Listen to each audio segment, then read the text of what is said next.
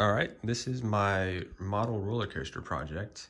It is 8 feet long and about 4 feet tall, or just over 4 feet tall. Basically, the idea was to make a model roller coaster that can simulate the real physics of a large-scale roller coaster. So when the train is going down the drop, it should go at the scaled speed as well, so that it looks realistic for the size of the model. The way I ended up doing that was with an electric train that I designed with a custom car that's motorized and has a brushless motor controller. And here's an ESP32 that's doing the controlling, and some other things to connect the battery, and a sensor to detect this zero spot on the track, as well as handle communication with a Raspberry Pi over Wi-Fi. This runs just basically like animation files that tell the train where it needs to be across the track over time and how fast it needs to go, and then it just plays those back. And I have written custom software that can generate that stuff following a physics simulation to make it look realistic as it's like going down the drops and going back up and stuff like that. I also have a motorized transfer table, which can switch to the storage track, storage bays, as well as the main circuit. And yeah, electronics are nicely covered under that building, and the power supplies, one for the LEDs, one for the ramps board with stepper motors, both under there. All right, how about I show it in action? Another thing I wanted to do with this was make a wireless controller. So here, instead of having like physical buttons and stuff on the model, because I don't have a lot of space for that, I made a web app, and this web app is connected to the Raspberry Pi, and so I can do all sorts of actions from it instead. I'll show you the transfer table first. Sorry for my voice being a little nasally. Getting over a cold right now, and I also don't have a lot of space for this. How about we just go right over here, and I will tell it to home, and that'll make it go all the way to these limit switches over here so it knows where it is. So I'll do that, and now it's moving.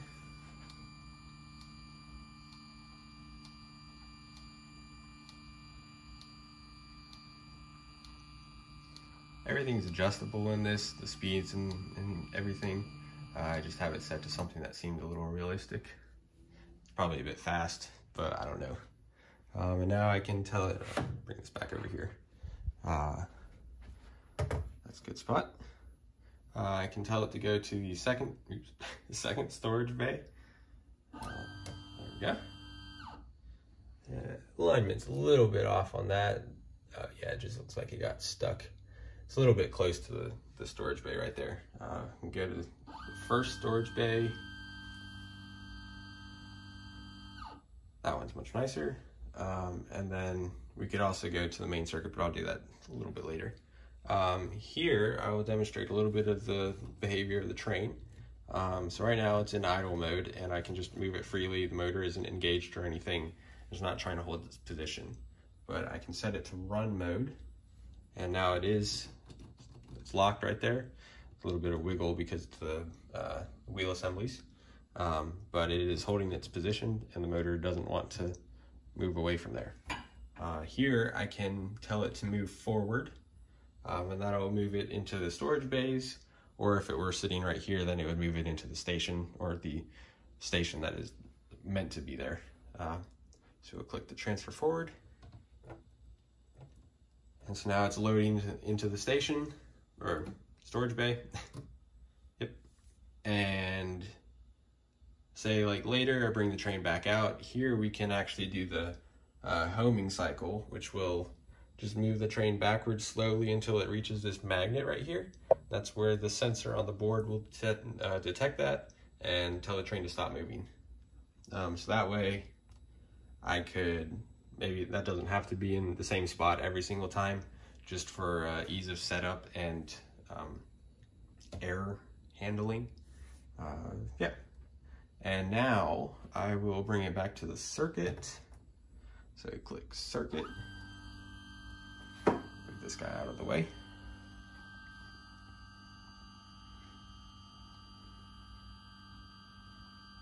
And then you can see a little battery that is currently just a 500 milliamp hour 3-cell battery that powers the train.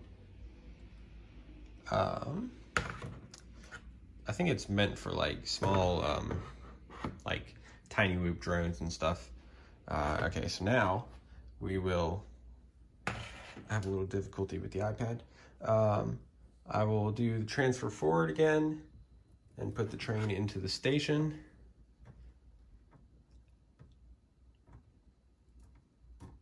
All right, now it is ready for dispatch, and I can click the dispatch button and it'll exit the station, go up the lift hill, oops, almost dropped my phone, go all the way down and complete the circuit and look like a real roller coaster. It'll end on the brake run right there. So we'll just hit dispatch. That guy is safe right there. And I matched the LED speed just a little bit, pretty close to what the train does going up the lift hill. I could have made it match perfectly, but I was not feeling like I really needed to. Maybe get a nicer view of this stuff. So I have it in the physics simulation. I can do basically anything I want with the train. So here I have it like slowing to a crawl basically before it drops off the edge. Or off the end. Now it's moving through the track realistically, even though it's just a model. Yeah. And like brakes and everything like that, like the lift hill also, that stuff is just simulated, so there's no actual like physical brakes that slow down the train or a chain that the train is going up. It's just the same rack and pinion style mechanism. And in this case, I just made it black to look a lot closer to what a chain would be. Okay, now it's on the brake run, and we can this time do a forward home cycle, and that'll just move the train forward until it reaches that magnet right there on the transfer table. So hit forward.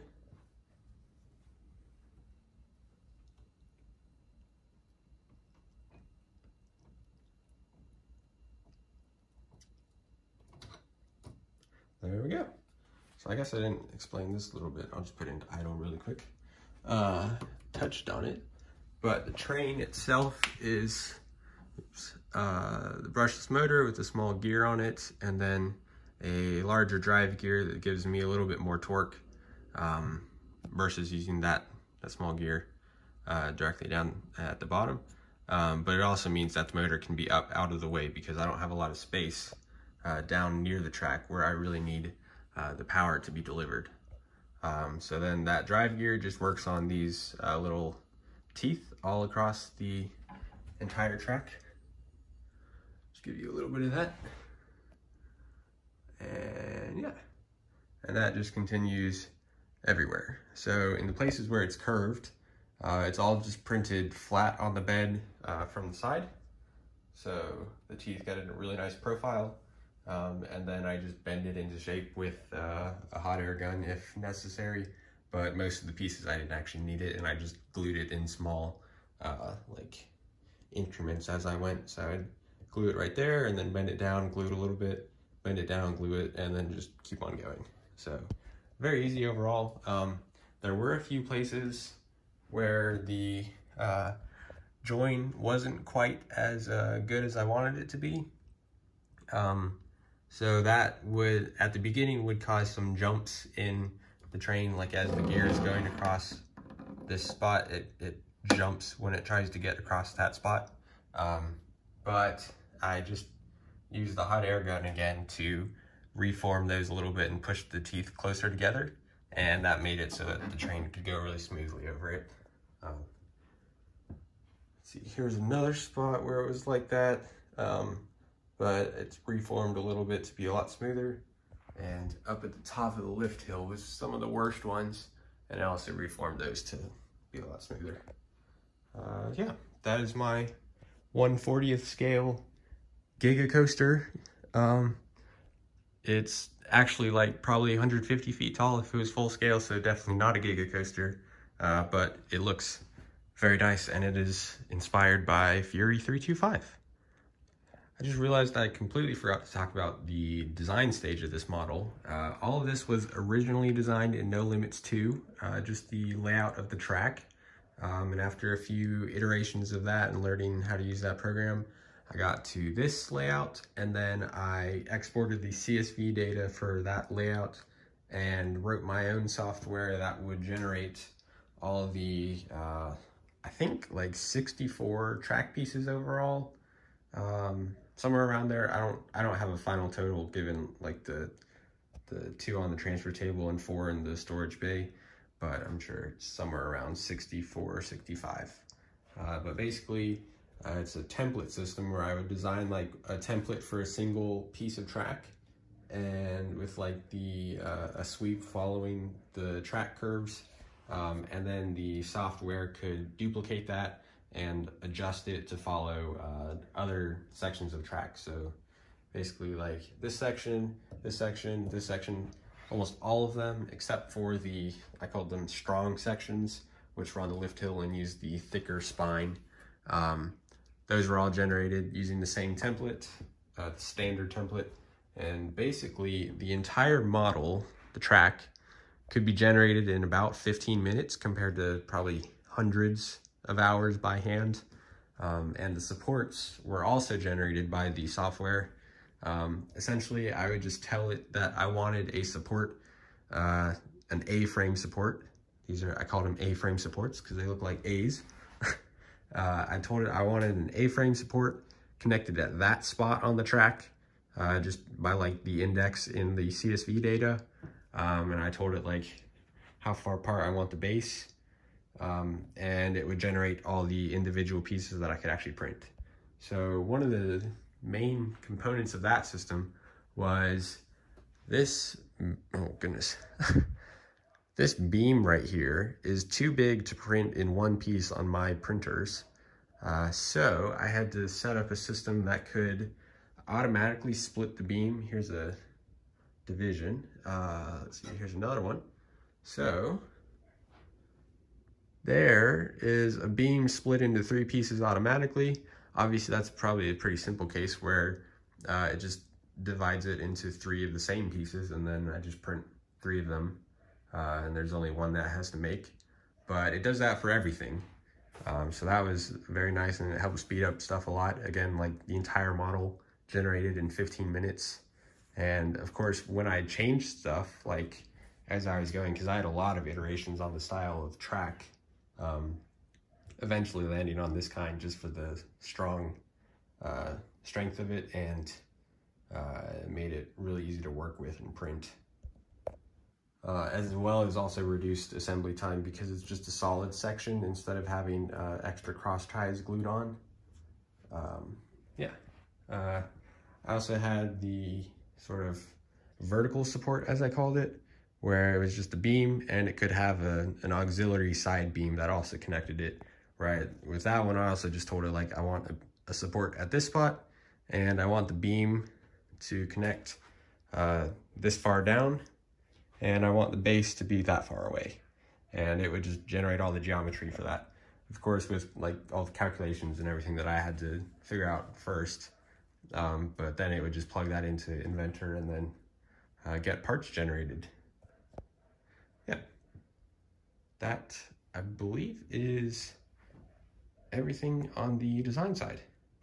And so overall, I probably generated this model like 10 times, going back and forth with placing supports where I wanted them, realizing that I might have had like intersections and it wouldn't have worked, so I had to go back to No Limits and adjust the track profile, and then that meant all my supports were now in a little bit different spots, so I was having to adjust stuff repeatedly, but then in the end I got this model and probably saved at least 1,000 hours of CAD time working on this with that software that I wrote. And I also forgot to mention this part, but I started this in July, July, the very beginning of July this year. So now it would be just about 6 months that I've completed this project. Of course, I was in university during the fall semester, so didn't get to spend as much time with this as during the summer. But yeah, this was a really fun first roller coaster project to work on. And it took a long time to print. Like a bundle of 3 pieces of track took about 10 hours at this style. The thicker ones took about 10 hours for 2 of them, I think. And so it was a lot of nights just running the printer almost 24/7, getting all these pieces printed. Probably like 400 or 500, maybe, yeah, 400 hours ish for the entire model as it's shown here. And as far as I can tell, this is probably the first ever roller coaster model that moves at a realistic speed with a powered train versus just using gravity just as real roller coasters would and flying through the layout like all the Connects roller coasters you see. Yeah, that's really cool. I was actually inspired by one of other guy's roller coaster project where it was an elastic band was used to launch the train, and that made it very obvious that the train moves way too fast. Of course, it made his model work, but I thought, oh, that'd be really cool if I made one where the train actually moved realistically. And 6 months later, here we are. Thanks for watching. After I finished recording the other previous videos, I realized it would probably be good to show it running for a little while. So here are a few runs of the roller coaster running in automatic mode, and enjoy. I'll not talk at all for the rest of the video.